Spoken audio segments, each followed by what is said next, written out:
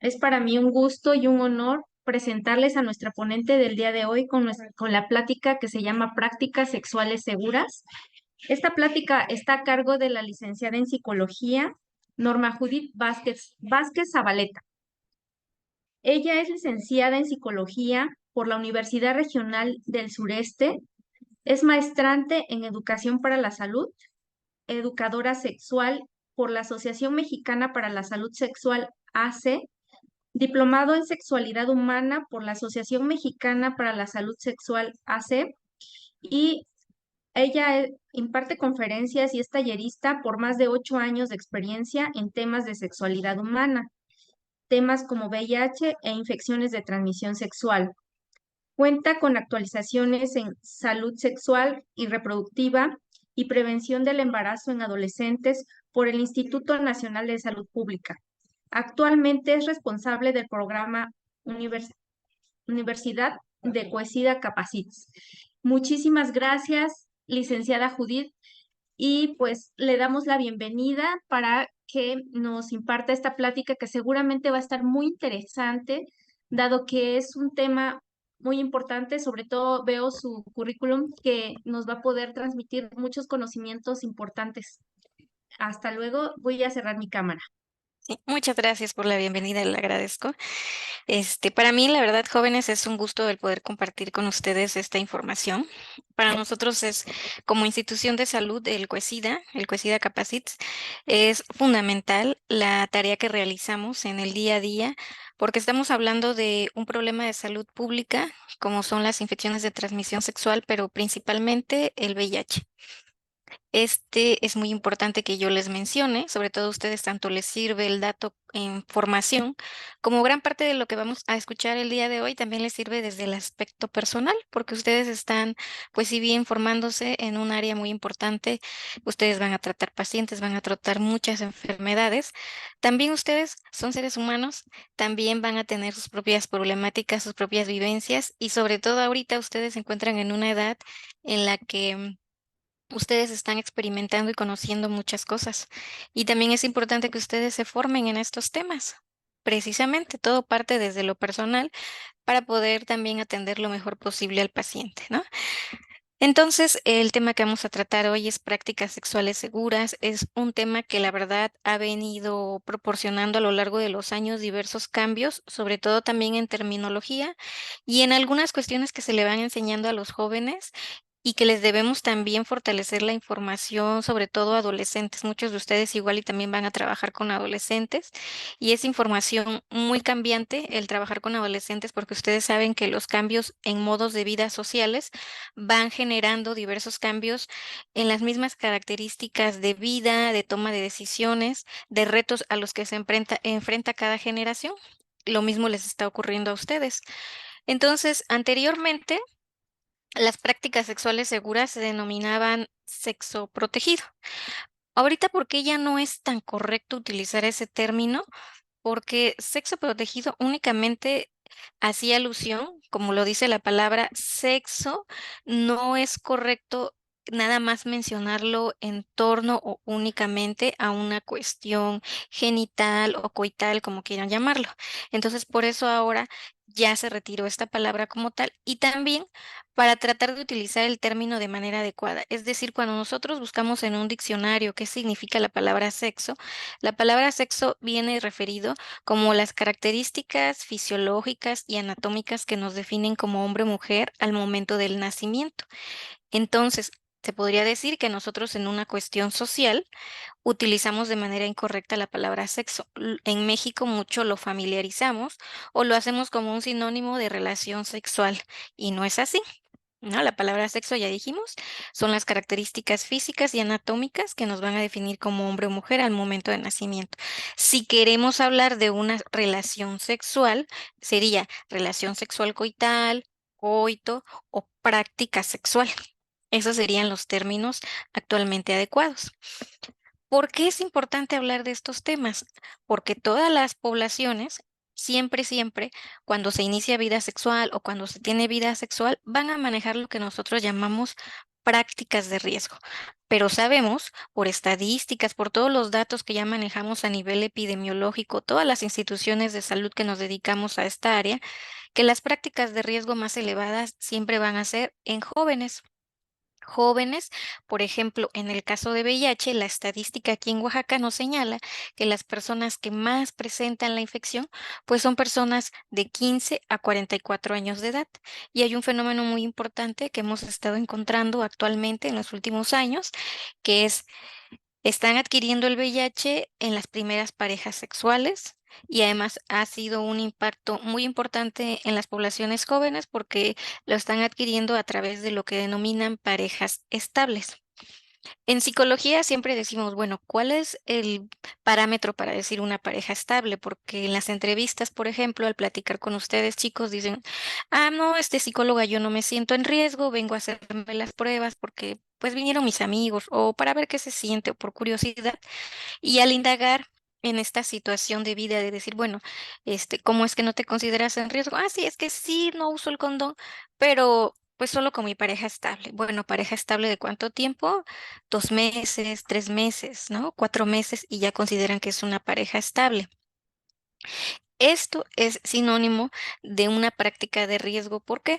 Porque si ustedes hacen cuentas, no me van a dejar mentir, cuántas parejas estables ya llevan ahorita en su vida, ¿no? Entonces, por lo tanto, con estas parejas estables han establecido este contrato de decir, bueno, es la persona de mi confianza, es una pareja estable, no voy a utilizar un condón, no lo necesito, estoy confiando plenamente, pero al momento de tener yo esta relación sexual sin condón, pues obviamente van a entrar en juego las parejas previas de mi pareja y también las mías. Si alguna de estas personas ha tenido alguna ITS, así es como van a llegar a mi vida. Eso es lo que se considera una práctica de riesgo. Todos los comportamientos, sucesos, decisiones, actitudes que aumentan la probabilidad de adquirir alguna infección de transmisión sexual. Centramos en práctica de riesgo, obviamente, el no utilizar un condón, pero es un poquito más amplio el concepto, como les decía, que es el hecho, por ejemplo, de combinar alcohol y relaciones sexuales. Ahorita también está en los jóvenes mucho la utilización de drogas de tipo recreativo, se llaman que se utilizan con fines sexuales, es decir, para desinhibir dolor o molestias durante la relación sexual o incrementar durante más tiempo las erecciones, etcétera, pero que al fin de cuentas son drogas ilegales y que obviamente a la larga pues van a traer algún tipo de consecuencia. Todo eso es práctica de riesgo. Entonces, si nosotros vamos encuadrando, porque estamos hablando de prácticas sexuales seguras, ¿no? ¿Qué sería una práctica sexual segura? Pues son prácticas sexuales en las que no debe de haber contacto con algún tipo de fluido corporal, ¿sí? Ningún tipo de contacto. ¿Cuáles son los fluidos corporales que además se consideran posiblemente infectantes? Pues es el semen, el líquido preeyaculatorio, el fluido vaginal, la sangre, ¿sí? Si ustedes se dan cuenta, estos fluidos que estamos viendo o que estamos revisando, pues no los vamos a encontrar en nuestra vida cotidiana, nada más al salir en camión, al ir a la escuela, ¿no? Vamos a ser muy realistas.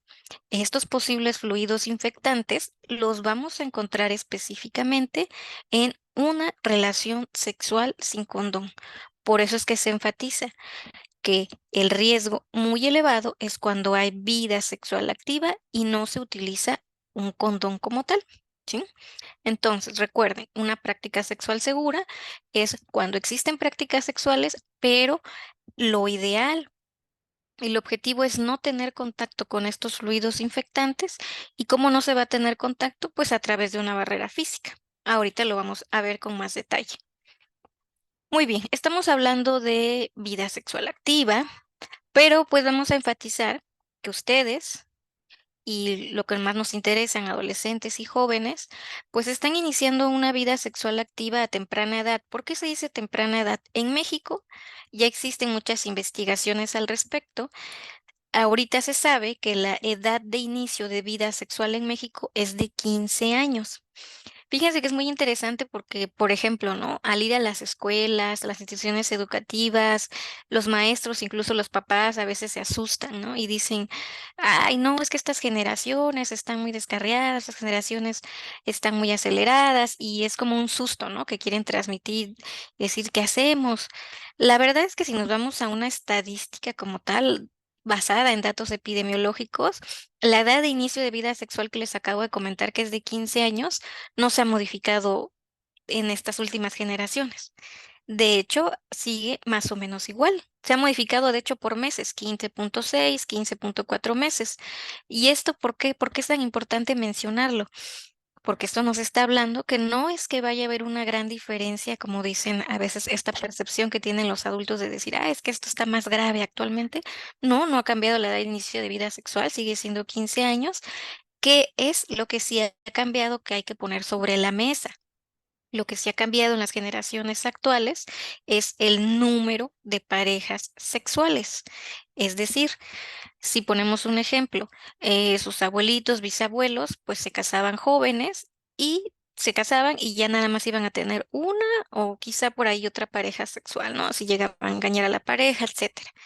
Ahorita, con estos cambios de vida social, el hacer énfasis en que los jóvenes estudien, terminen la carrera, después formen una familia, etcétera, por estos detalles que han cambiado en cuanto a la educación social y lo que se espera de las juventudes, pues los chicos tienen más estas áreas de libertad. ¿Y qué es lo que está pasando? Aumento de número de parejas sexuales. Ese sí es el fenómeno. Es decir, si tu papá, tu abuelo tuvieron a lo máximo unas tres parejas sexuales, ahorita estas generaciones pueden dobletear o hasta triplicar esa cantidad, ¿no? Ese es el detalle. Y eso es lo que implica, una de las implicaciones de iniciar vida sexual a temprana edad actualmente. Estás teniendo más número de parejas sexuales y ojo, es muy importante enfatizar que no lo estoy señalando como si fuera algo malo en una cuestión moral, ¿sí? Sino desde el punto de vista de la responsabilidad. Es decir, si yo estoy teniendo más parejas sexuales, por lo tanto, tengo que tener muy claro, ¿sí? Tener sobre la mesa cuáles son las implicaciones de estos riesgos que yo estoy manejando. Primero, si es una pareja heterosexual, obviamente que vamos a hablar del riesgo de un embarazo precoz, ¿no? Ustedes saben que en México una de las cosas que se batalla mucho es el uso consistente y correcto, así se le llama, consistente y correcto, del condón. Entonces, como no se usa ni de manera consistente ni de manera correcta, México es uno de los países, de hecho, el que tiene el primer lugar en América Latina en embarazo. Embarazo precoz, ¿por qué? Porque se sabe que es antes de los 19 años, ¿no? Que no sería una edad ideal. Como sabemos, ya lo hemos revisado, ustedes lo han revisado mucho en la escuela, nos hacen mucho hincapié en esto, porque no hay una madurez física ideal, emocional, social y obviamente la cuestión económica o laboral, ¿no? Y bueno, ¿qué otra implicación puede tener iniciar vida sexual a tan temprana edad? Las revisiones médicas, este punto me refiero a que todas las mujeres, una vez que iniciamos vida sexual, al año como máximo ya deberíamos de estar haciéndonos chequeos médicos. Pero ¿qué sucede? Si yo estoy iniciando vida sexual a los 17, 18 años, pues obviamente todavía estoy estudiando, estoy todavía bajo la tutela de mis padres, dependo de ellos económicamente. Y entonces, ¿cómo le voy a decir yo a mi papá o a mi mamá, oye, me das unos 800 pesos para ir a mi consulta ginecológica porque ya inicié vida sexual? Pues no, ¿verdad? Es muy difícil que exista esta confianza. Hay chicos, hay en estas nuevas generaciones que sí ya tienen más apertura con sus padres. Eso es bueno, eso sería lo ideal. Pero si somos reales, estamos en una sociedad donde todo lo que tiene que ver con el tema de sexualidad es un tabú. No, no es algo que se pueda hablar tan fácilmente. Y tampoco es culpar a los papás así de, es que los papás son los malos o ellos están cometiendo errores. No, es porque también así ellos lo aprendieron y porque a nosotros nos falta también un contexto más amplio como país. Es decir, nos hace falta toda una educación y formación en esto, pero ya una educación formal, una educación sexual integral, como la llamamos. Es decir, que esté integrada precisamente desde la educación básica y que sea como en otros países, que desde la escuela se va formando a la persona en todos estos temas para que cuando llegue a iniciar vida sexual, su adolescencia, conozca perfectamente su cuerpo, lo que va a pasar, lo que va a ocurrir, lo que se espera y además que sus decisiones sean las más informadas, que es lo que no ocurre cuando una persona desde pequeño no se le habla de sexualidad, es la persona que crece con más mitos, con más dudas, que llega a cometer más errores, tiene más vicisitudes o más problemáticas en torno a este tema. Entonces, esa es una de las cosas que abarca el punto 2, todo lo que implica. Si yo hago hincapié en la mujer, porque por las características anatómicas somos más propensas a infecciones desde las urinarias, vaginales, y obviamente, como se sabe, que en México, pues una de las enfermedades más presentes, pues es el VPH, ¿no? Que puede llevar al cáncer cérvico-uterino. No digo que los hombres no tengan que revisarse, claro que tienen que revisarse, pero es diferente, ¿no? O sea, es diferente la media de edad en la que se recomienda que un hombre ya comience a revisarse, pero esto es simplemente por las cuestiones anatómicas, ¿no? Es decir, no tienen el mismo riesgo como lo mencionamos. Otra cuestión. El hecho que de implicar o que implica, perdón, iniciar vida sexual a temprana edad es la confianza excesiva que se puede tener en la pareja, sobre todo a la edad de enamoramiento, que es entre los 19 a los veintitantos años de edad, ¿no? El enamoramiento es muy intenso, es muy fuerte, ¿no? Es una persona que cuando estás en ese momento piensas que es la persona con la que ya vas a hacer toda tu vida, ¿no? Es muy fuerte. Entonces, con esa misma fuerza que llega el enamoramiento y el amor es la misma fuerza con la que se entrega la confianza total. Pero, ¿qué pasa? Que quizá yo en ese momento, pues sí, estoy compartiendo con mi pareja, todo muy padre, y pues nos compartimos videos, fotos, ¿no? Ya pues más íntimas, pero pues quizá en un año, ¿no? Esta pareja pues ya no nos llevamos bien, ya no nos agradamos, nos peleamos, etcétera. Pudieron haber pasado tantas cosas. ¿Y qué es lo que va a pasar con esos videos, esas imágenes? Esa confianza que yo ya di, ¿no? Para compartir todo lo que tiene que ver con la intimidad sexual, ¿no? Por eso es que el punto 3 es tan importante. Incluso ustedes lo saben, por eso viene ahí en la imagen el sexting. Es un tema, bueno, que este sería como otro tema completamente para platicar, que es el hecho de exponernos en este aspecto con la vida íntima, como les decía, fotos, videos, y que después esta información, estas fotos, pues sean utilizadas de manera inadecuada por mi expareja, que ha sido tan grave la situación que ahorita ya se ha hecho en una cuestión legal y que ustedes saben que si tú haces eso, ¿no? De tu pareja, ya sea eres hombre o mujer y compartes estas imágenes, pues va a haber una consecuencia legal, ¿no? Ya por todas las situaciones que han pasado. Número 4. Otra de las implicaciones de tener vida sexual a temprana edad, pues es la mayor exposición a infecciones de transmisión sexual, que es lo que ya venimos encuadrando. Es decir, sí, estoy iniciando vida sexual, pero pues como estoy en esta confianza total, pues no utilizo el condón. Además, no me gusta el condón, no me agrada. Entonces, pues estoy teniendo vida sexual directamente sin condón, me estoy exponiendo también a infecciones de transmisión sexual. ¿Qué infecciones? Bueno, pues las infecciones de transmisión sexual se van a dividir. Bueno, hay muchas divisiones, ¿no? La que nosotros utilizamos es en función del agente que causa esta infección, que pueden ser virus, parásitos, hongos o bacterias. Ustedes, médicos, no me dejarán mentir, los parásitos, hongos y bacterias van a tener un tratamiento mucho más sencillo. Lo que nos importa y nos impacta en salud pública van a ser siempre los virus por las consecuencias que van a tener en una cuestión de salud pública y las mismas implicaciones para la salud en la persona, ¿sale? Entonces, uno de los virus que más vamos a enfatizar nosotros como institución de salud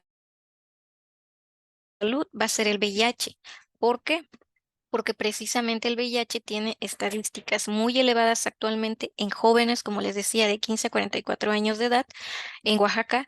A pesar de toda la información de prevención que existe, que se ha dado, digo, afortunadamente no hemos avanzado hacia ser uno de los primeros estados con estadísticas de VIH, pero sí, seguimos siendo el lugar número 9 o 10 en materia de VIH, ¿no? O sea, si ustedes saben cuántos estados somos de la República, ¿no? Son más de 30 y nosotros estamos en el lugar 9 o 10. Y aparte, en nuestro estado es población muy joven.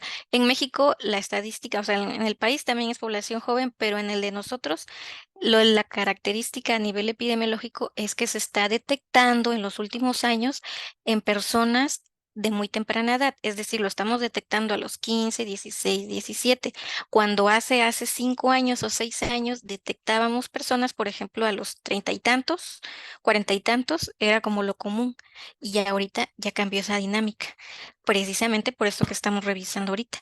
Desde el inicio de vida sexual hay una exposición de riesgos, ¿sale? Creo que aquí tengo una duda de Jesús, ¿alzaste la mano? Sí, puedes abrir tu micrófono, dime. Jesús Villalobos.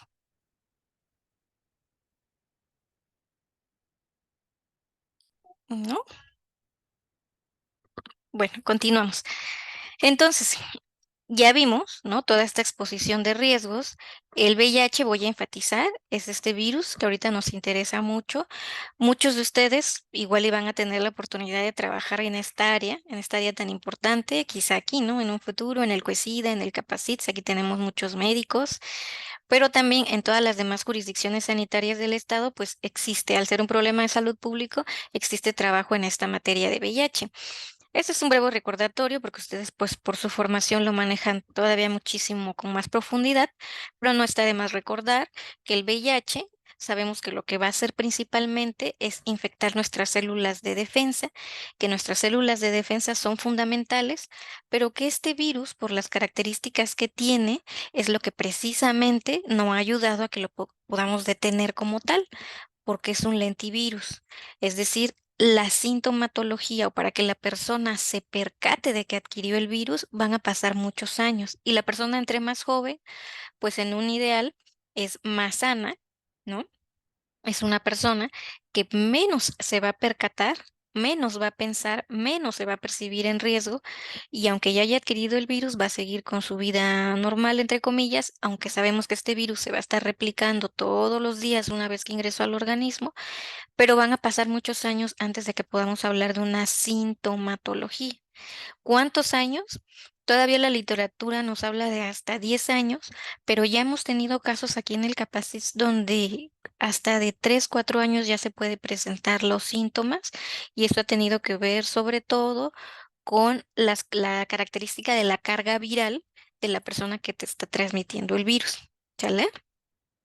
Pero bueno, en general, de todas maneras, se maneja un promedio de 6 a 10 años en los que no hay un síntomas. Por eso es que el contexto que yo les daba previo, les decía, sí, si yo estoy iniciando vida sexual a los 15, estoy adquiriendo el virus a los 16, 17, me voy a percatar hasta 5 años después, pero entre los 17, 18, 19, 20, 21, 22, ¿cuántas parejas sexuales voy a tener?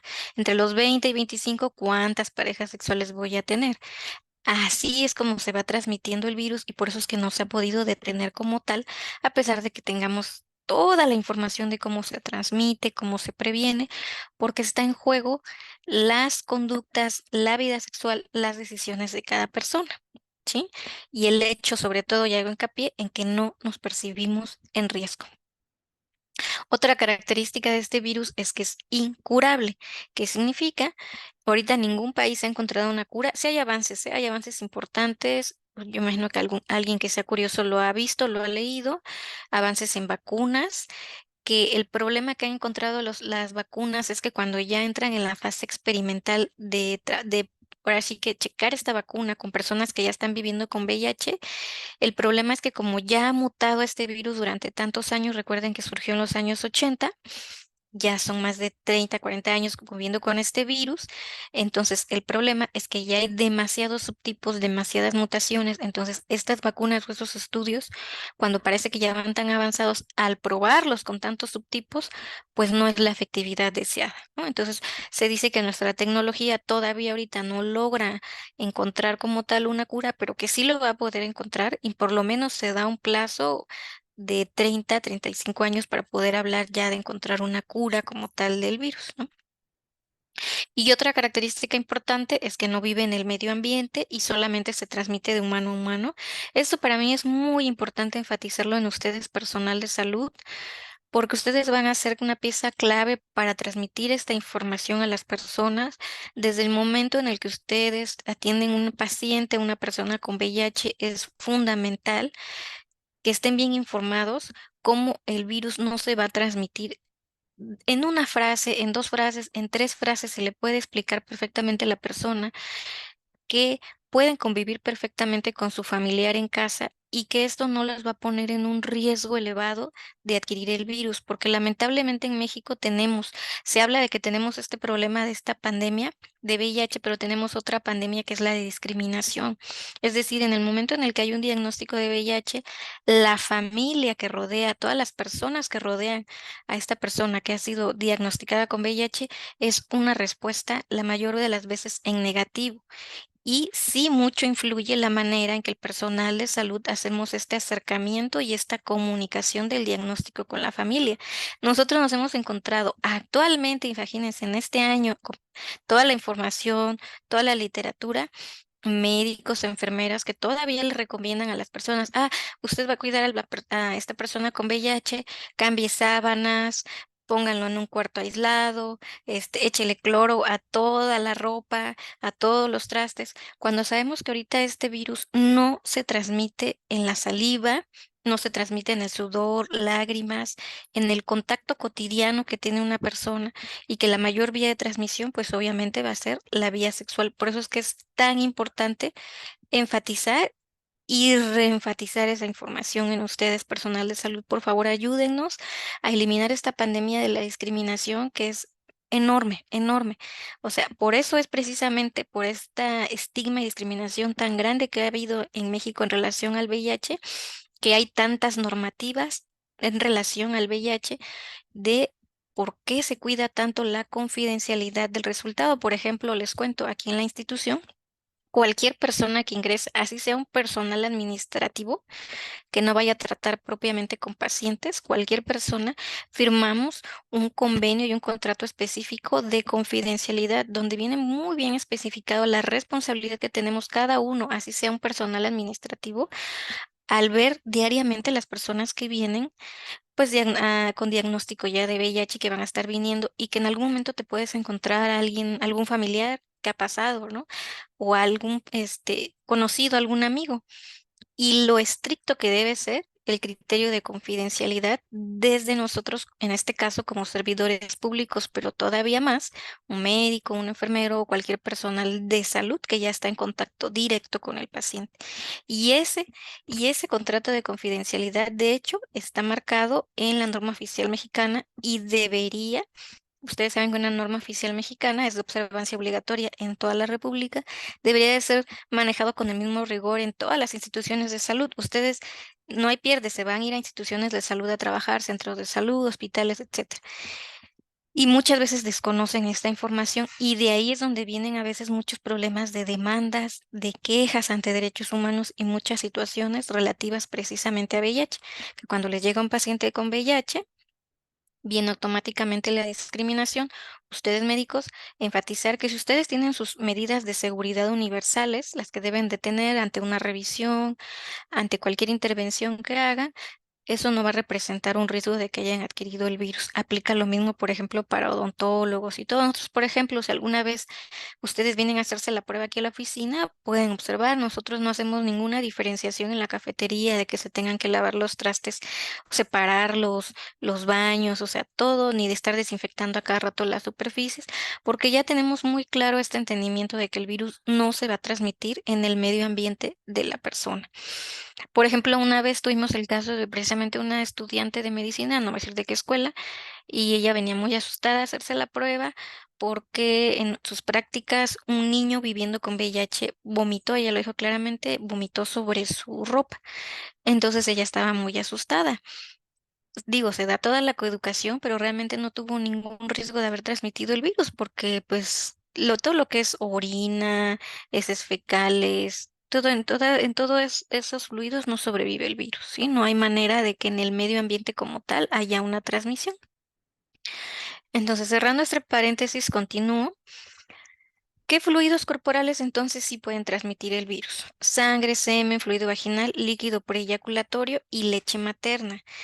Estos fluidos, como ustedes se dan cuenta y lo enfaticé hace rato, son prácticamente los mismos que transmiten cualquier infección de transmisión sexual y pues básicamente los vamos a encontrar en eso, ¿no? En relaciones sexuales sin condón. Por eso es que se sabe perfectamente por estadística, desde que surge el virus en los años 80, llevamos una estadística muy rigurosa en México de los estudios epidemiológicos, cómo es que ha adquirido el virus cada uno de los pacientes diagnosticados, porque recuerden que se sabe que por cada persona que vive con VIH que está diagnosticada, hay por lo menos otras tres que no lo saben. Entonces, con las que sí se han hecho los estudios epidemiológicos, se sabe perfectamente que la vía de mayor transmisión es la vía sexual. La vía sanguínea y la vía vertical, de hecho, están bajando con el paso de los años su porcentaje y está aumentando la vía sexual. ¿Por qué? Porque por la vía sanguínea cada vez hay más rigor en cuidar todo lo que tiene que ver con sangre segura, todos los procesos del manejo de la sangre. Cuando tú haces una transfusión de sangre, una donación, saben todo lo que les checan para poder hacer donaciones. Y en la vía vertical es un trabajo muy fuerte. Ahí les va a tocar a todos los que se vayan a centros de salud y hospitales de reforzar en las mujeres embarazadas la prueba de detección. Ya no, la norma, modificada en este año, la norma oficial nos dice que ya no solo en el inicio del embarazo, sino en el inicio, a la mitad y al final del embarazo. ¿Por qué? Porque hemos tenido muchos casos, se perdieron durante muchos años muchos casos que se hacían la prueba al inicio del embarazo, estaban en periodo de ventana, entonces así, ya se le hizo la prueba, ya está todo bien, y entonces el diagnóstico ya era tardío porque decían, bueno, ya se hizo la prueba, no pasa nada, sigue todo su procedimiento y ya eran diagnosticadas cuando ya había nacido el bebé. Obviamente el bebé ya había adquirido el virus y ya venían otras complicaciones, ¿no? Cuando sabemos perfectamente que en la transmisión de VIH la vía vertical se puede detener, ¿no? Entonces, enfatizamos, en la vía de transmisión sexual vamos a encontrar tres tipos de prácticas, la vía vaginal, anal y oral. Ojo con esto porque, y por eso puse mi imagen aquí hasta arriba, no importa qué tipo de orientación sexual tengas, puede ser heterosexual, homosexual o bisexual. En algún momento vas a tener alguna de estas prácticas o combinar algunas prácticas. Entonces, todos, independientemente de nuestra orientación sexual, si no utilizamos un condón o una barrera, como llamamos, vamos a tener una exposición a estos fluidos infectantes que ya vimos. Si yo no uso un condón por la vía vaginal, puedo tener exposición hasta 4 de 5, por la vía anal hasta 3 de 5 y por la vía oral 4 de 5. Y me van a decir ustedes, entonces la vía anal es la de menor riesgo. Pues no, es la de mayor riesgo. ¿Por qué? Porque el ano no está diseñado propiamente para una penetración. Las paredes de la piel son más delgadas. Cuando hay una relación sexual, como no hay una lubricación natural, ¿qué es lo que pasa? La relación genera fricción. Es una relación más ruda, más tosca, entonces eso lastima esta mucosa, lastima la piel, pero muchas veces son heridas las que se generan, que son tan pequeñas que obviamente durante la relación sexual la persona no las percibe, pero son heridas lo suficientemente, mm, sí, pues lo suficientemente, aunque sean pequeñas, para que el virus ingrese. ¿Sale? Entonces, estas pequeñas heridas y la piel tan delgada, por eso es que es la de mayor riesgo, la vía anal. Y créanme que muchos jóvenes, ustedes van a tener la oportunidad de checarlo en consulta. Muchos jóvenes, por ejemplo, dicen, ¿a poco se tiene que usar un condón en la vía oral? ¿En serio? ¿No? Desconocen completamente el uso de los condones porque lamentablemente es eso en México. No enfatizamos, o sea, nada más decimos, le enseñamos a un chico cómo se utiliza el condón y una vez y ya, ¿no? Y obviamente un papá, una mamá, si nunca habla de estos temas, menos le va a enseñar, ¿no? O como se cree erróneamente en muchos lugares. Es que si le empiezas a enseñar el condón, todo lo que es de sexualidad, lo estás motivando o encauzando a que inicie vida sexual, cuando ya hay muchos estudios, por ejemplo, en países como Finlandia, que tienen muy avanzada la cuestión educativa, que ellos sí tienen esta educación desde pequeños, educación sexual integral, integrada como tal en sus instituciones educativas, se le enseña toda la información al chico. Se han descubierto dos cosas cuando enseñas desde pequeño sobre sexualidad de manera abierta, continua. Primero, que los jóvenes retrasan el inicio de vida sexual varios años. Y segundo, que las decisiones que toman son más informadas, es decir, mayor uso del condón, pero precisamente porque lo has estado educando y enseñando desde antes, ¿no? Cosa que con nuestras generaciones y actualmente en México no es así. Ustedes no me van a dejar mentir. Hagan memoria, ¿cómo aprendieron el uso del condón? ¿Cuándo conocieron por primera vez un condón? ¿Quién nos enseñó, no? Por eso que les decía que estas pláticas son muy importantes porque ustedes van a tener también esa responsabilidad en algún momento, van a tener algún paciente adolescente, algún paciente joven y van a poder hacer alguna diferencia, ¿sí? En estos riesgos que hablamos, esta percepción de riesgos de infecciones de transmisión sexual, el no ejercer una práctica sexual segura, ¿qué es lo que pasa? Hay un concepto muy claro que se llama red sexual. ¿Qué significa? Fíjense lo que ya les venía platicando. Yo tengo ahorita mi pareja, me siento muy a gusto con mi pareja, toda la confianza. Ajá, ok. Pero ¿qué pasa si mi pareja, ojo, aquí puede ser mi pareja, puede ser hombre o mujer, esto es indiferente, esto es muy personal, mi orientación sexual, pero ¿qué pasa si mi pareja, no? Yo estoy iniciando vida sexual con mi pareja, pero mi pareja.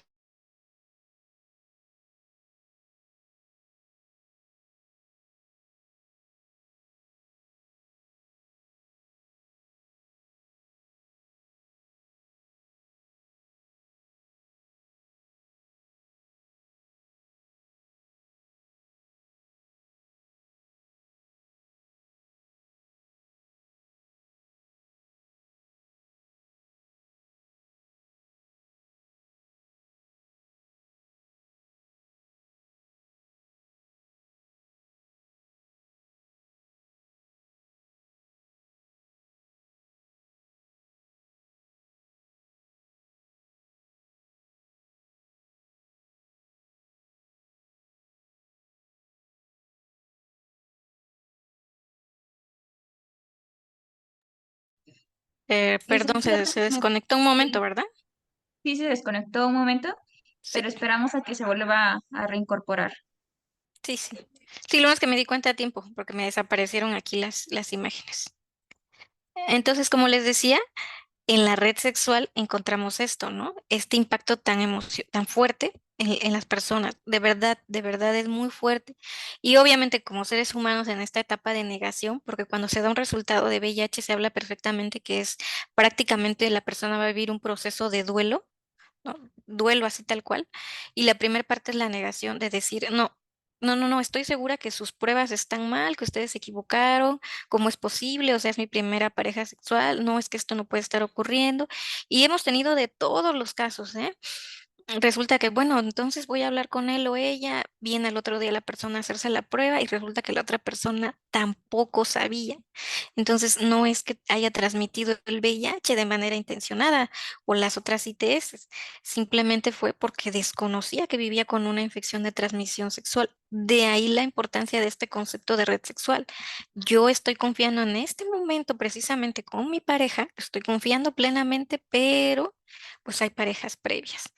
Y ojo, recuerden que una pareja previa es una cuestión que de intimidad, es decir, tú puedes ser como quieras, ¿no? De decir, ay, no, pues dime, has andado con muchas personas y tendemos a querer conocer o indagar, pero la persona es su intimidad y la persona te puede decir tanto la verdad como no, porque eso es una cuestión de privacidad, de intimidad.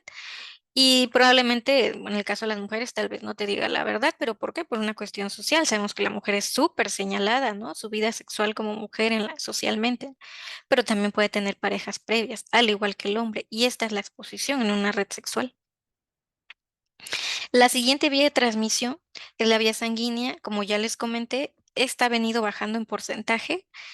De hecho, y aquí les hago hincapié, chicos, de medicina, no hemos tenido casos en más de fácil 8 años de una transmisión por su ocupación, pues, ¿no? O sea, por la actividad que ustedes realizan, de checar pacientes, etcétera, vía sanguínea, no. De hecho, sí, el último caso que fue hace muchos años y ni siquiera fue en Oaxaca, pero fue por una negligencia en una transfusión de sangre.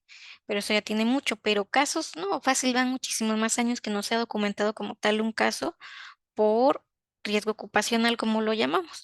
Porque en las pruebas luego mucho me mencionan, ah, es que me piqué en una práctica, me pinché una aguja, etcétera.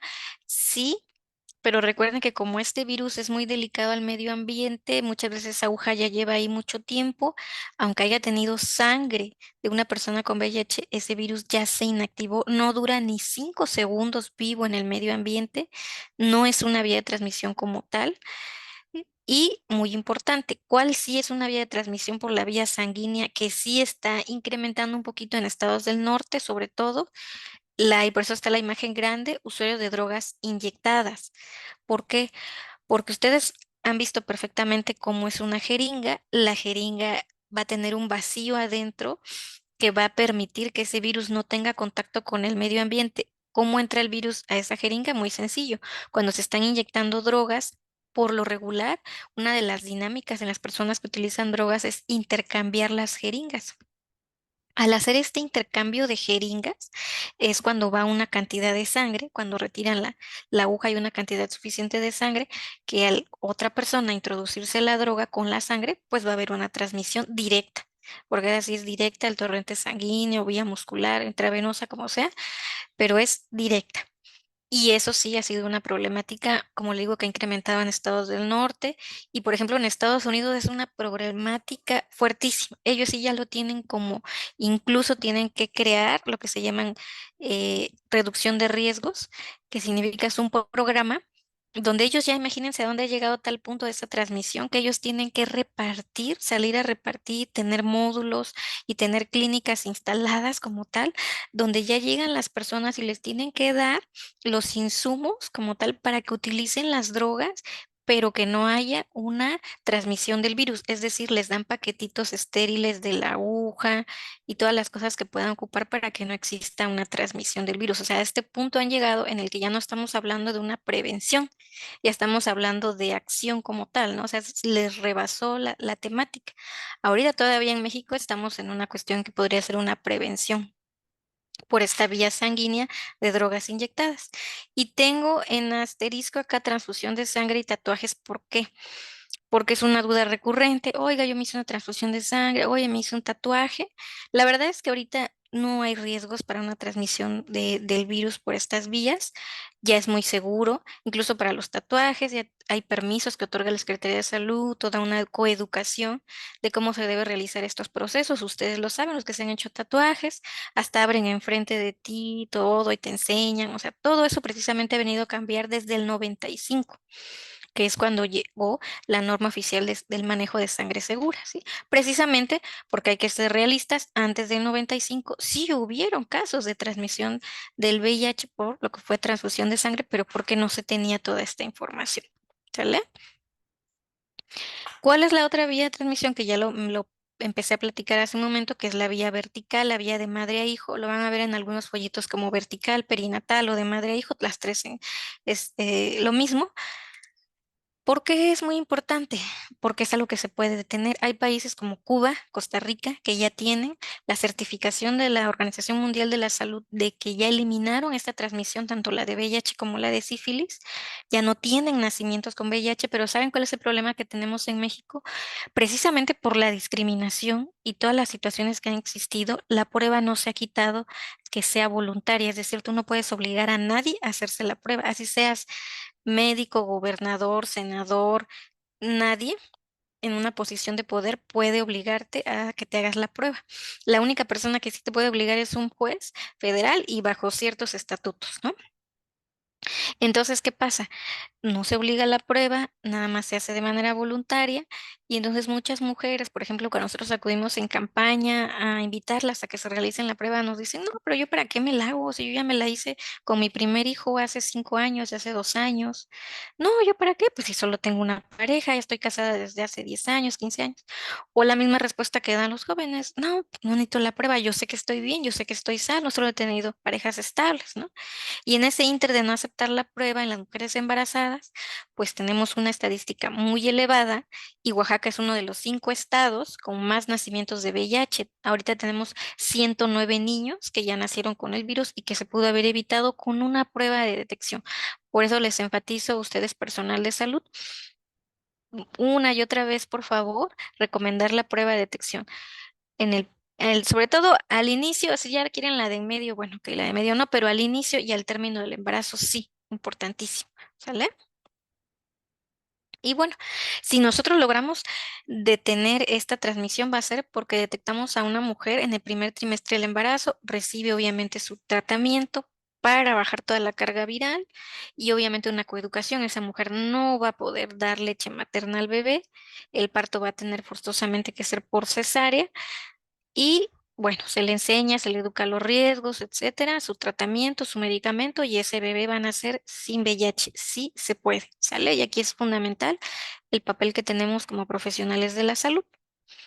¿En qué población aumenta el riesgo de la infección? Ya vimos, ¿no? Que el hecho de ser jóvenes por la estadística ya nos pone en riesgo. Las relaciones sexuales sin condón, que es enfatizarlo porque es la vía de mayor transmisión. Relaciones sexuales bajo el efecto del alcohol o la droga, como les mencionaba. Me acuerdo mucho de varios casos de chicos que llegan aquí a la consulta para las pruebas ya con mucha culpa, mucha culpa, porque dicen, bueno, a mí mis papás me enseñaron, me dieron toda la apertura, es más, me dejaban los condones ahí cerca, siempre hubo esa apertura como tal en los temas de sexualidad y no usé condón y me puse en riesgo, ¿no? Y me puse en un riesgo muy alto, pero ¿por qué? Por el uso del alcohol. Porque cuando hay un uso excesivo del alcohol, obviamente no estás consciente al 100 en la toma de tus decisiones, alcohol o drogas, y por más que estás rodeado o tengas toda la información, las decisiones pues no son las correctas. Parejas sexuales simultáneas sin condón se refiere básicamente a que tienes tu pareja estable, pero a través de aplicaciones, a través o por la misma conducta que tú tienes en tu vida, buscas otras parejas casuales y no utilizas condón. Eso se refiere a sexuales simultáneas sin condón.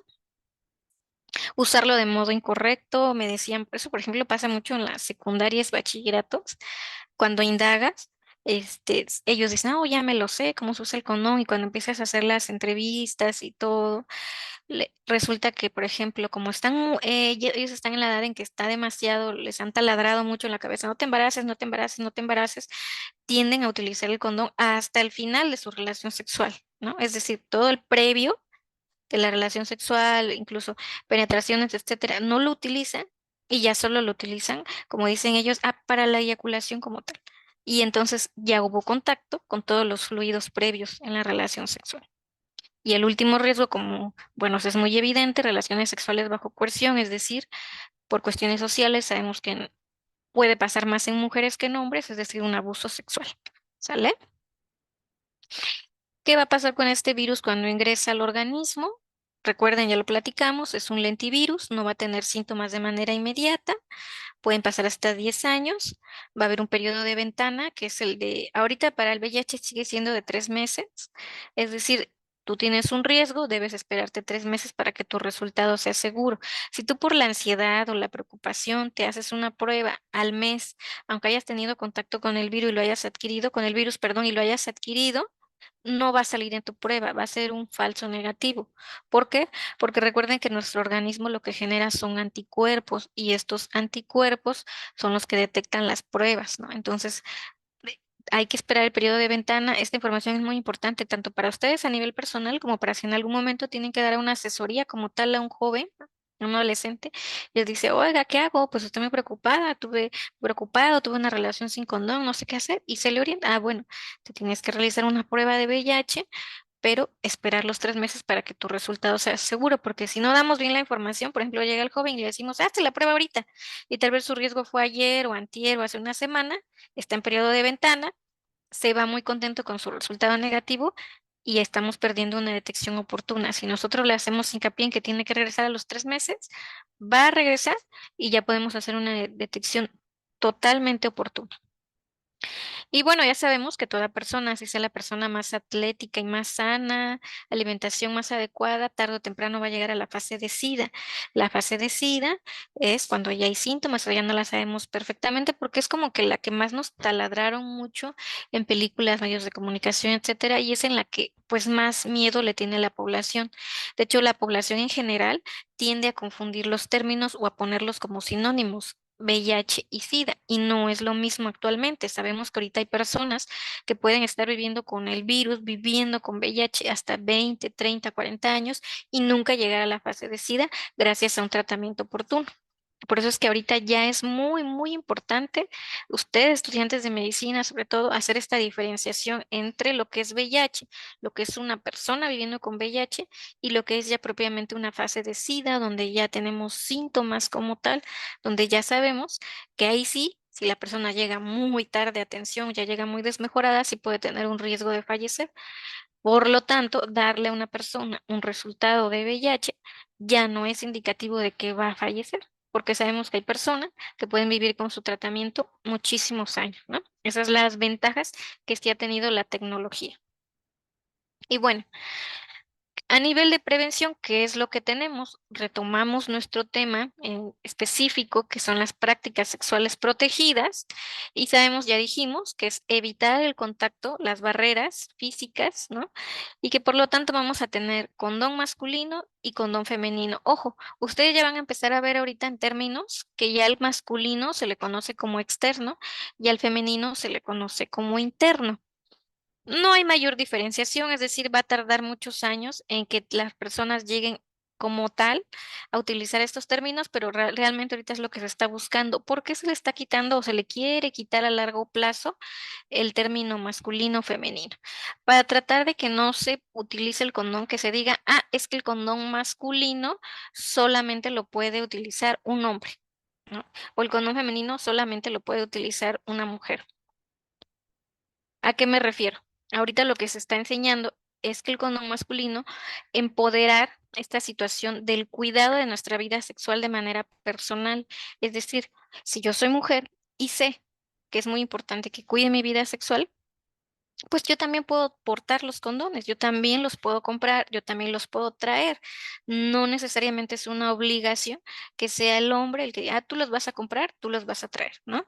Eso es lo que se busca, este empoderamiento de hacernos responsables del cuidado de nuestra vida sexual y no que la pareja sea responsable, ¿sale? Por eso nada más es este detalle del término, no por otra cosa. Y porque es importante señalar o enfatizar que las prácticas sexuales protegidas no son los métodos hormonales, por el puro concepto. Revisamos el concepto y dijimos que era evitar mediante una barrera física el contacto con fluidos. Los métodos hormonales no evitan el contacto con fluidos. Ustedes saben que un método hormonal funciona totalmente diferente y esto no sería como tal una práctica sexual protegida, al menos en el término del concepto. Porque obviamente si tú estás utilizando un método hormonal, pues sí te estás cuidando, pero del embarazo. ¿Sale?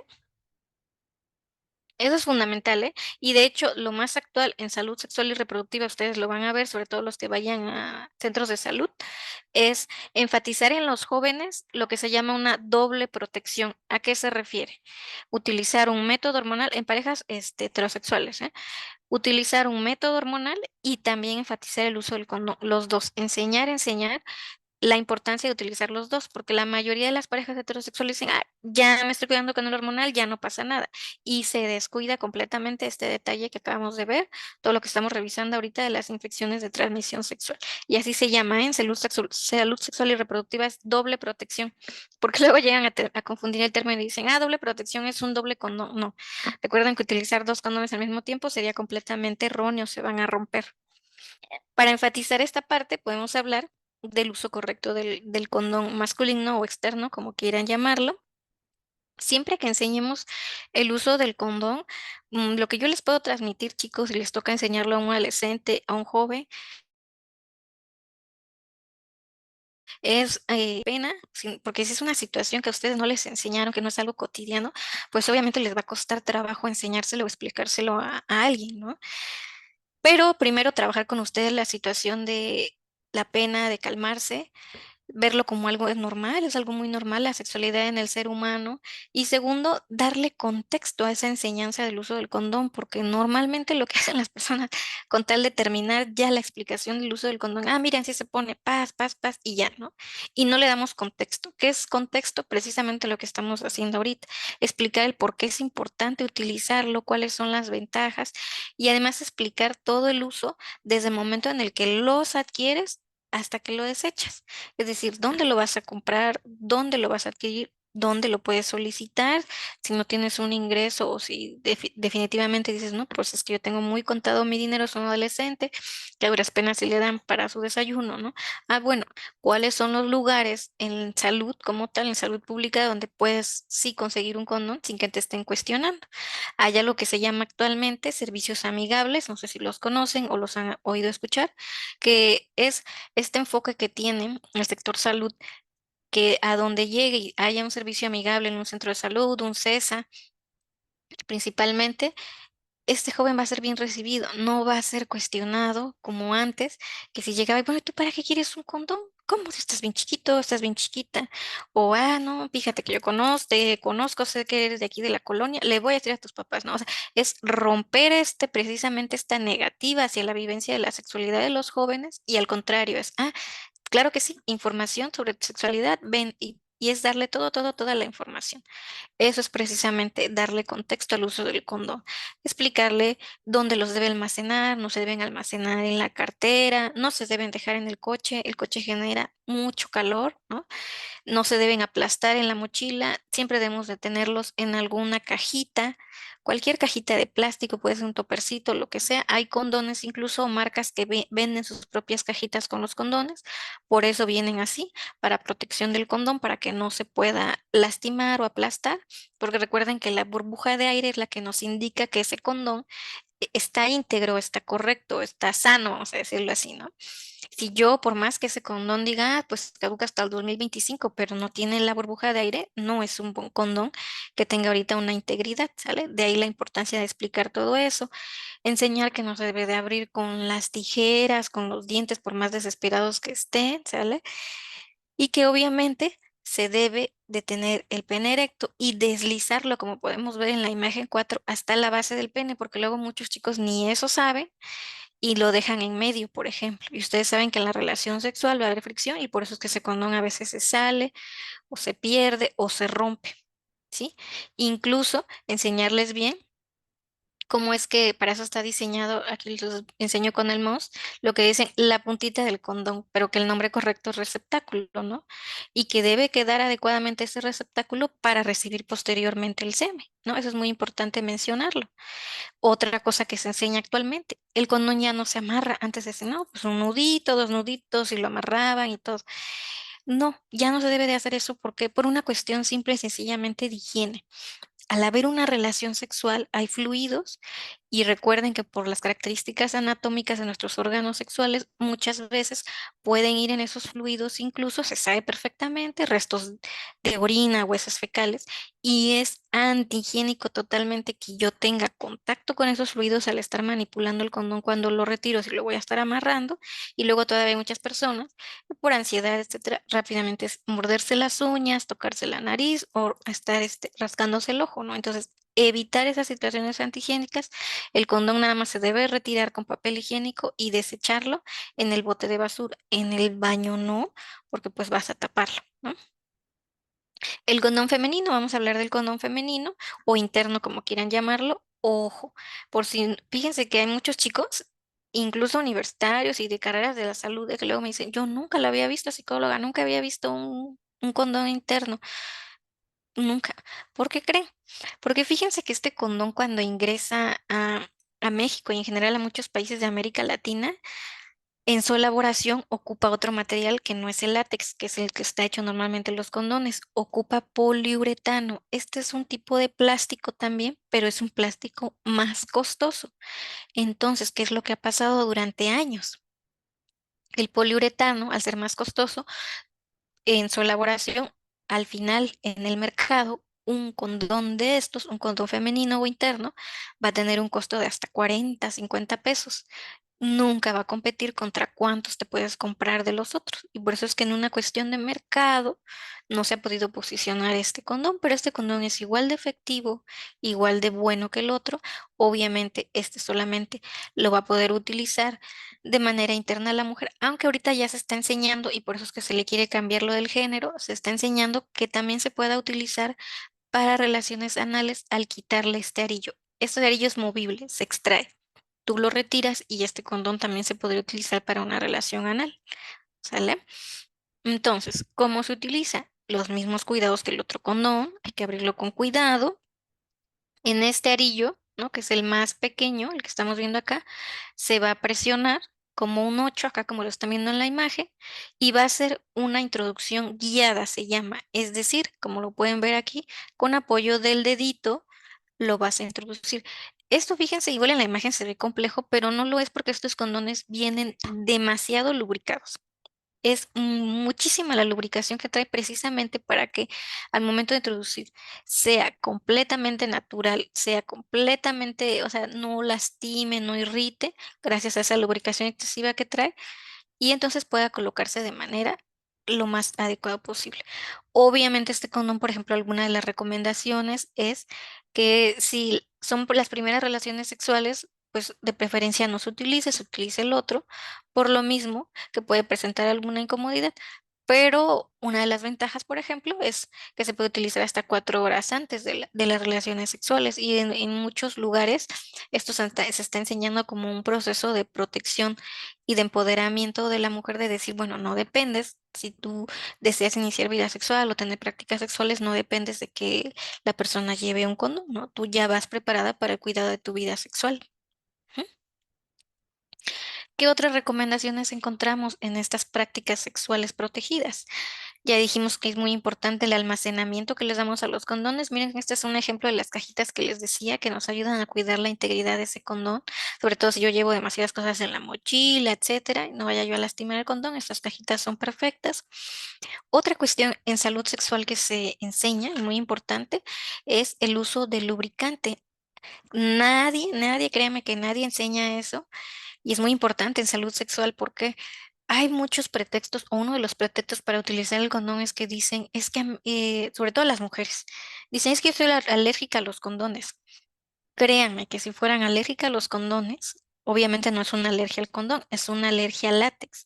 Y si ustedes realmente fueran alérgicas al látex, lo hubieran detectado desde pequeñitos, cuando ibas, por ejemplo, a una atención dental y te está manipulando con los guantes el odontólogo.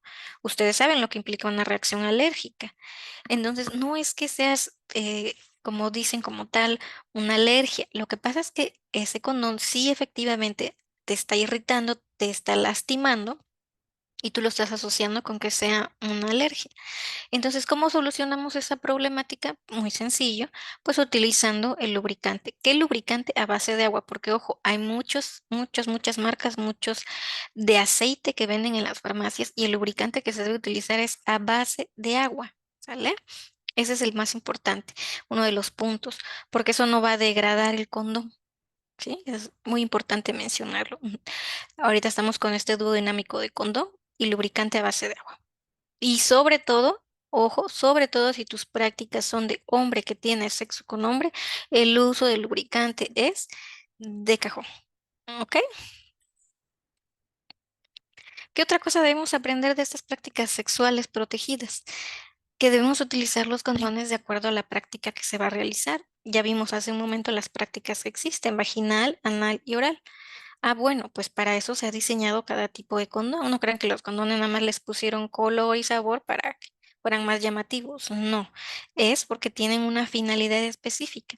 Fíjense que son diseñados de acuerdo a la práctica que se va a utilizar, y también por eso han cambiado en su elaboración, o siempre ha sido así, mejor dicho, el grosor que tiene este condón. Los condones de sabor, no sé cuántos sabían, son mucho más delgados en su elaboración. Entonces, si tú utilizas uno de estos condones en una práctica vaginal y no se diga en una práctica anal, se te va a romper. Las probabilidades de que se te rompan son altísimas, ¿sí? Porque es muy delgado, porque está diseñado para relaciones orales nada más, ¿sí? Existen condones especiales para prácticas anales, que son los condones más gruesos, ¿sí? Los de 0,09 milímetros o incluso un poquito más. Ah, bueno, ¿y cómo identifico esos condones más gruesos? Espero que se distinga aquí en la imagen. Por ejemplo, en esta marca, es una imagen al azar, ¿eh? Pero todas las marcas tienen esta leyenda que dice extra fuerte. Eso significa que es un condón más grueso y es diseñado para relaciones anales, ¿vale? Muy importante mencionarlo. Entonces, utilizar los condones de acuerdo a la práctica sexual que voy a tener, a la que voy a elegir. Perdón. Y también que existen condones, hay que hacernos aliado de los condones por todos los beneficios que nos tienen y que además, pues de acuerdo a las prácticas que tienen, todavía hay todavía más opciones. Por ejemplo, están los texturizados o incluso están estos ultra sensitive que son todavía más delgados, pero no llegan a ser tan delgados como los de sabor, o sea, son de estos, estarían entre 0,04 más o menos para aumentar esta cuestión de que sean un poquito más delgados y la sensación sea pues, más adecuada. Porque muchos dicen, no, es que si se siente, es que no sé qué. Pero si se dan cuenta, la verdad es que mucho esto es desde una cuestión psicológica. Que hay de decir, es muy delgado, voy a sentir más, ¿no? Y por eso es que tienen tanta mercadotecnia. Y los texturizados, ¿para qué son? Son sobre todo para juegos, para el previo a, ¿no? Todo lo que tiene que ver con el previo a una penetración como tal. ¿Sí? Entonces, si se dan cuenta, los condones es muy extenso. La manera de realizar una práctica sexual protegida es muy amplia, no se limita a a un solo tipo de condón. Son herramientas que debemos de tomar en cuenta. Incluso también están estos que son los condones retardantes. Y van a decir, bueno, ¿y esos para qué son? Bueno, simplemente es para, por ejemplo, las parejas que dicen, no, es que hay algunas parejas que sufren de algunos otros problemas, por ejemplo, eyaculación precoz o algunas otras situaciones. El condón retardante precisamente permite mayor duración durante la relación sexual para el varón. ¿Sale?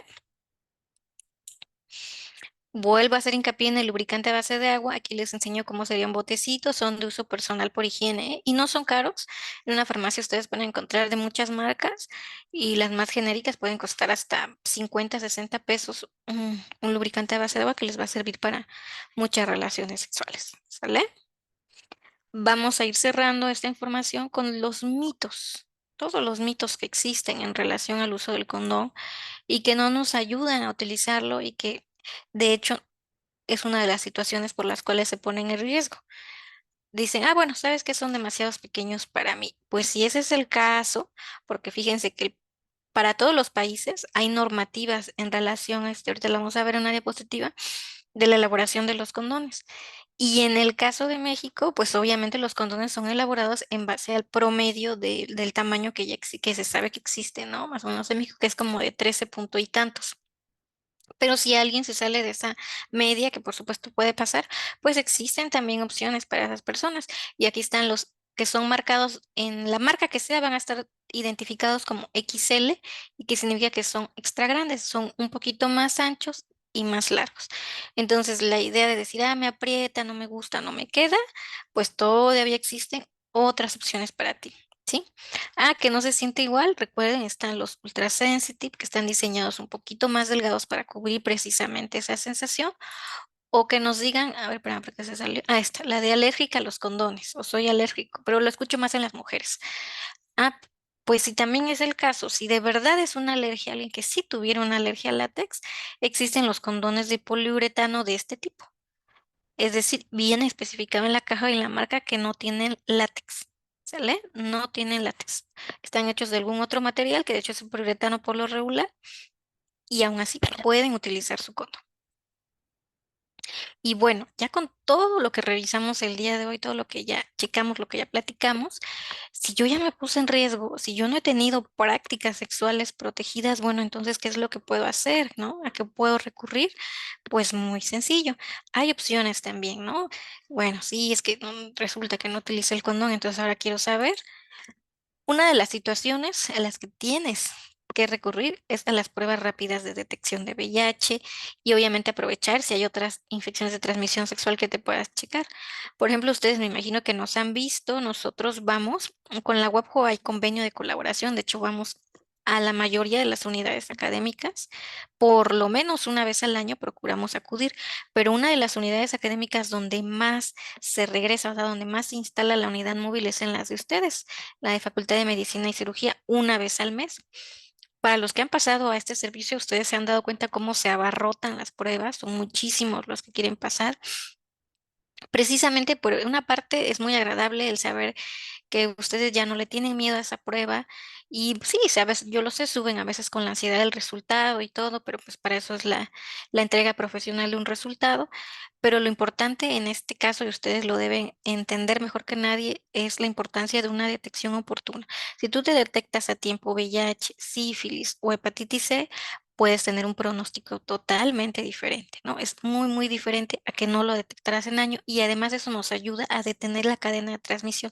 Si una persona que se detecta con VIH obviamente recibe una coeducación y ya no va a estar transmitiendo el virus, ¿sí? A diferencia de alguien que ni lo sepa, obviamente no lo hace de manera intencionada y lo transmite a muchas parejas sexuales durante muchos años.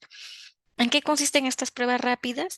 Y fíjate que es un servicio muy noble porque pues ustedes están estudiando, sobre todo la carrera de ustedes es muy demandante en tiempo y pues muchas veces no van a tener el tiempo o el dinero incluso a veces de acudir a un laboratorio y que estas pruebas por las tres serían fácil unos 700, 800 pesos.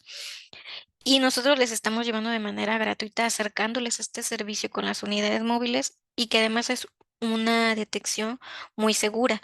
Una de las preguntas que mucho me hacen, oigan, ¿y qué tan seguras son estas pruebas? Son hasta 99% seguras. Pero obviamente nosotros nos regimos de manera estricta por la norma oficial mexicana y cualquier prueba con resultado reactivo tiene que ser verificada, ¿no? Es decir, se verifica aquí en nuestro laboratorio, aquí ya se hace la prueba confirmatoria que está especificada en la norma oficial mexicana, el Western Blot, para saber perfectamente que la persona está viviendo con VIH y además si la persona no tiene seguridad social, pues inicia el tratamiento con nosotros, pero si tiene seguridad social, hacemos nuestra hojita de referencia para avanzar, avanzar, avanzar, avanzar en un tratamiento oportuno, ¿sí? Otra cuestión muy importante es confidencial. Esto también luego me lo preguntan. ¿Y verdad que no le dan el resultado a nadie más? A nadie más. La universidad es de verdad muy padre el convenio que tenemos con ellos. Nos dejan trabajar muy, muy a gusto con ustedes, pero no por ello les vamos a estar dando los resultados, ni listas, ni nada. Si se dan cuenta, luego por eso llegan y me dicen, ¿dónde me anoto? No manejamos listas por lo mismo, porque la prueba es confidencial, solamente le podemos entregar el resultado a la persona que se está realizando la prueba, porque luego también son bien listillos y me dicen, ah, es que yo ya me tengo que ir, se lo da a mi amigo y cómo estás 100% seguro de que tu resultado es no reactivo, o sea, negativo. Y eso ha pasado muchísimo, ¿eh? Los que nada más se suben pensando que es por trámite y luego resulta que es un resultado reactivo, por lo menos a sífilis, ¿no? Que es una de las más comunes. Entonces, de ahí la importancia de también tomarle la seriedad cuando te estás haciendo un chequeo en salud, ¿no? Y más en esta cuestión que es una salud sexual, cada uno de ustedes está consciente y sabe perfectamente cuántos riesgos ha tenido. Recuerden, riesgo es vida sexual activa sin condón, aún con pareja estable, y multiplíquelo por el número de parejas sexuales y el tiempo que no se han realizado una prueba de detección. Otra pregunta importante, ¿cuál va a ser el procedimiento? Ah, bueno, se hace primero una consejería que en realidad es una entrevista muy breve, ¿no? Para firmar el consentimiento. Recuerden que esta prueba no es obligatoria, entonces tiene que quedar sentado por escrito que ustedes están acudiendo de manera voluntaria. Se hace un piquetito en el dedo para las tres pruebas, VIH, sífilis y hepatitis C, y su resultado está de 20 a 25 minutos. En realidad la prueba corre en 15, pero como hay que pasar en limpio el resultado y luego está la filísima, pues para que no estar haciéndolo esperar a lo menos es de 20 a 25 minutos ya el resultado como tal que ya pueden regresar por él. ¿Sale? Y también a lo que yo les pediría, si ustedes ya han pasado, es que me den chance, que pasen otros compañeros que no hayan pasado, porque a veces me han tocado chicos que cada que vamos están, o sea, apenas venimos hace un mes y ya se quieren hacer la prueba de nuevo y se quieren hacer la prueba de nuevo y así. Entonces, realmente, cada cuánto te debes de checar, aun cuando tengas riesgos, pues es el periodo de ventana cada 3 meses o lo ideal sería cada 6 meses. Pero si están yendo constantemente, pues ahí sí le quitamos la oportunidad a alguien más de checarse, ¿no? Entonces yo se los agradecería un montón. Cada 6 meses es perfecto, sí que se cheque. Y bueno, ¿cómo se va a entregar el resultado? Únicamente la persona que se realizó la prueba se va a entregar por escrito y obviamente si hay un resultado positivo a alguna de las infecciones de manera profesional, se le va a hacer toda la explicación, incluso se le saca ya de una vez la cita, todo, se da toda la información que dónde va a acudir, qué va a hacer, qué va a pasar, qué implica de acuerdo a la infección que se haya detectado y todo esto es de manera profesional con apoyo psicológico, porque es un psicólogo el que entrega el resultado. ¿Sale, chicos? Entonces, vamos teniendo conclusiones de este tema, ¿no? Bueno, digo, vimos mucha información, pero pues algo muy importante es recordar, enfatizar que la salud sexual está en nuestras manos, nadie más va a decidir por ustedes, no es una cuestión que la pareja va a decidir por mí. Si es cuando estás iniciando vida sexual, la decisión tiene que ser hablada, comunicada con la pareja, pero no se va a tomar de manera unilateral. Los dos tienen que decidir. Yo una vez se los comento con esta confianza. En medicina mucho me preguntan por métodos hormonales, pero recuerden que no puede ser una imposición de la pareja, ¿no? ¿Realmente estás consciente tú como mujer que lo que quieres es un método hormonal para cuidarte? ¿O cuál sería? Sí, por eso les digo, la salud sexual es personal y para ejercer la sexualidad sin riesgos, comunicarnos es fundamental y creo que es algo que deben ustedes mucho reflexionar, la oportunidad que tienen ustedes como generaciones actuales.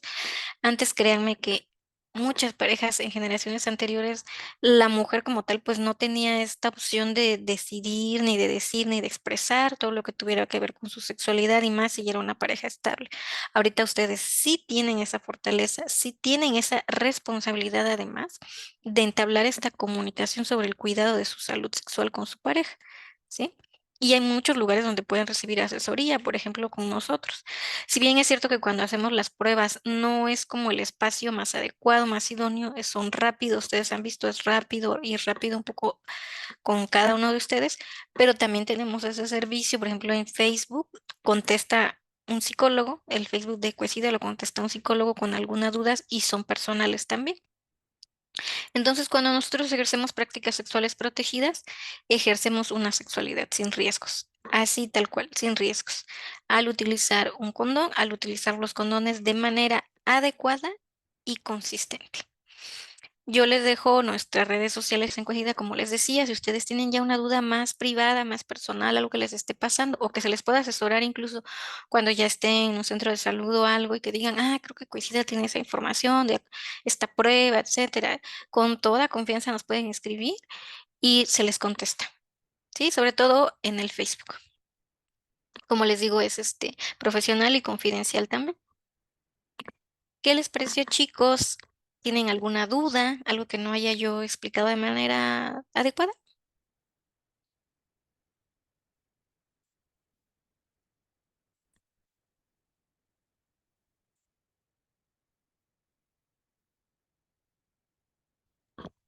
Bueno, pues muchas gracias, licenciada Judy. En representación de la doctora Nancy, vamos a comenzar con las preguntas. Se va a Sí, habilitar el chat para perfecto. que si Sí, por si personas que alguien no quiere tengan eso. preguntas, Exacto. si alguien tiene preguntas, pues ya podemos pues, escribirlas en el chat.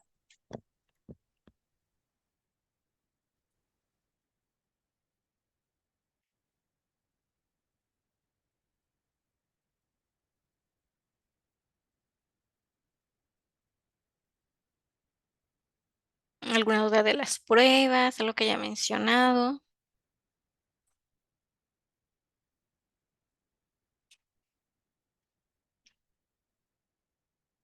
Acabamos de habilitar el chat por si quieren comentar, hacer sus preguntas o si quieren con... ¿Alguna felicitación también se puede?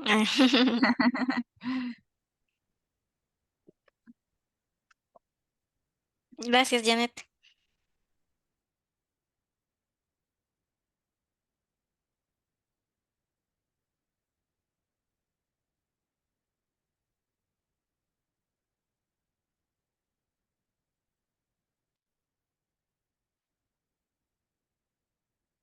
Muchas gracias. Desde Veracruz, saludos.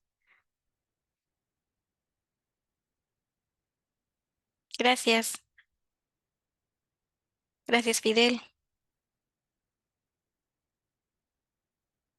Gracias, Claudia. Gracias, la verdad es que sí, no se crean, sí motiva sus palabras. Dice, las unidades móviles que llevan a la facultad exclusivamente para los alumnos y personal, fíjense que por las características de ingreso de la unidad, de su unidad académica, que son muy estrictos, no nos dejan que acudan personal en general. Para personal en general, en la página de Cuesida publicamos las unidades móviles se llevan una vez al mes a diversos plazas y parques públicos, es decir, el Pañuelito, el Llano, Consati. Y ahí es donde lo publicamos en un cartelito donde va a estar. Por ejemplo, el siguiente viernes me parece que toca el Pañuelito, pero ahí ponemos el cartel y todo, porque sí, sí son estrictos en SUNY y no nos dejan ingresar a público en general, solamente estudiantes. Muchas gracias, José María, Dulce. Ah, gracias. Saludos desde Puebla.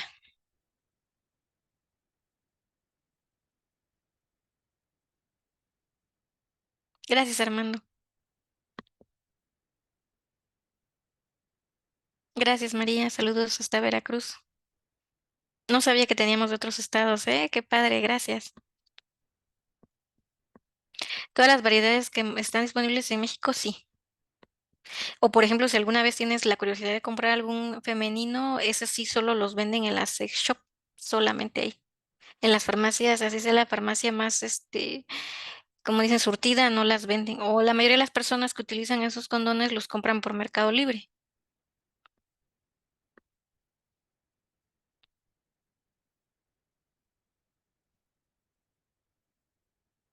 Gracias, Oscar.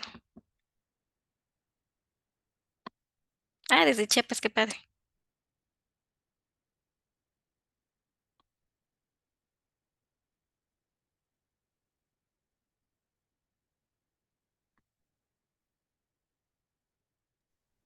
Bueno, pues vamos a continuar. Licenciada, muchísimas gracias por parte de la facultad y por parte de la doctora Nancy. Muchas gracias por la participación.